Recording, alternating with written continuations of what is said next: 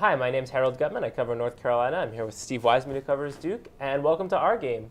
North Carolina Duke Part 2 coming up on Saturday night at 9 o'clock. Weather permitting, I guess I should throw out that caveat. More freezing stuff. In the Yeah, although it's supposed to be sunny in 60s, so unless the glare from the sun affects the bus driver, I think we should be okay.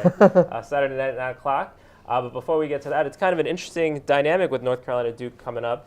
North Carolina, on the one hand, they've won 12 games in a row, one of the hottest teams in the country, and Duke back to their customary top 5 ranking. On the other hand, North Carolina, their last 3 wins have been by a combined 7 points, and 2 of those games are against Notre Dame, Virginia Tech, 2 of the kind of lower echelon teams in the conference.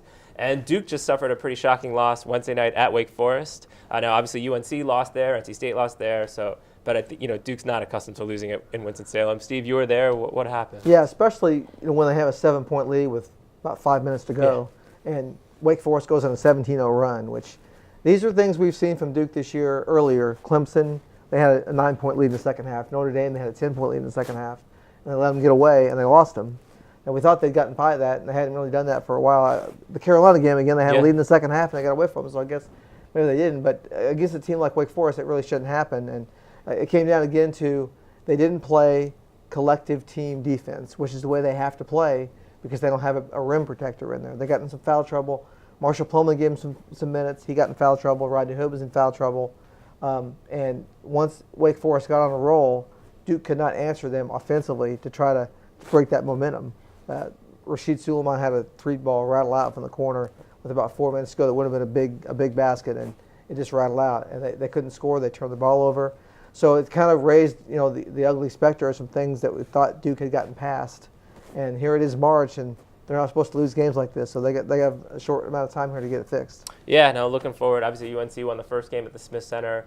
I think some keys for UNC to kind of sweep Duke in the season series would be, one, Duke's 3-point shooting. They went 5 of 22 the game at North Carolina. If you tell me Duke's going to go 5 of 22 shooting threes, I'm going to like UNC's chances again. I think some of that was Duke missing some shots. That's always part of it. They had some good looks that they missed. The other part, UNC instituted this 1-3-1 defense they hadn't used all season. I think that flustered Duke a little bit. Also, they just did a good job of stopping dribble penetration and making sure Duke didn't get offensive rebounds, because that's kind of a lot of Duke's open looks from 3 are off offensive rebounds and kind of kickouts from the guards. So right. I think that's something that UNC can control. They can't necessarily control if Duke makes all their looks or not, but they certainly can contest the threes and control those 2 things.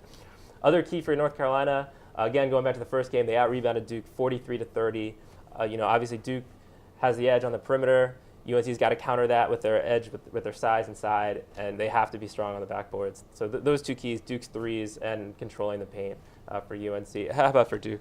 Yeah, I mean, again, we talk about they didn't shoot well at Carolina. They were 6 of 27 on three-pointers last night at Wake Forest. So that's another reason why they lost that game. When they're shooting well, they can play with anybody in the country. And the problem has been when they don't shoot well, they have trouble with just about anybody in the country. Yeah. And so I hate to say it just comes down to 3-point shooting, but that is such a big factor for them. Now, another thing to look for when you talk about rebounding is Marshall Plumlee's minutes are increasing dramatically here as the month of February went on, and now we're into March. And he can make a big difference, with rebounding and getting some putbacks, just changing the way people look at Duke's offense when they have somebody in the middle of the lane that can get the ball and post up and score. So keep an eye on him and see, if he gets a little more playing time too. Again, against Wake Forest, he got in foul trouble and that limited what he could do, but he can offset, Kennedy Meeks and Hubert and those guys when they're in there. Yeah, it'll be interesting. Duke, they haven't lost back-to-back games all season. I'm sure they'll be giving UNC their best shot, like they always would in Cameron anyway. UNC, 12-game conference winning streak, first time in 25 years that's happened. So it's certainly a very interesting matchup on Saturday. We'll be there. Hopefully you'll see you guys there, and we'll talk about it next week on Our Game.